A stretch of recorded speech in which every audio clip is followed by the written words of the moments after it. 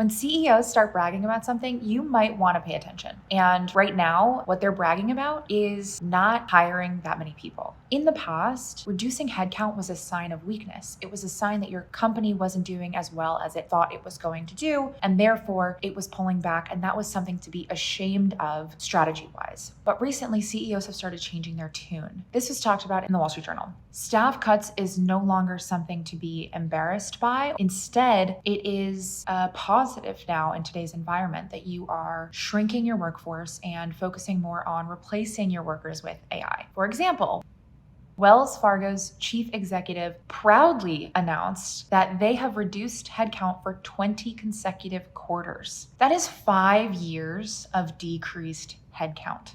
In fact, they've reduced their headcount by 23% over the last 5 years, and they're very excited about that. Attrition is their friend, according to their earnings call. Well, Wells Fargo is not the only company that's doing this. So why does this matter? Why does it matter that a few companies are proudly discussing their layoffs? In my opinion, corporate executives work for their shareholders, not for the company necessarily, not for its employees, but for the shareholders. Their goal is to increase shareholder value and therefore increase the stock price if it's a public company. When public pressure is focused on a reduction in headcount, it can cause long-term negative effects. For example, companies that maybe shouldn't be reducing headcount will start to reduce headcount or lay off employees with the intention of incorporating AI into their companies. This can backfire as these companies can then shrink, and obviously the unemployment rate can increase unnecessarily. So it's definitely really important for us to keep an eye on how these CEOs are talking to the market.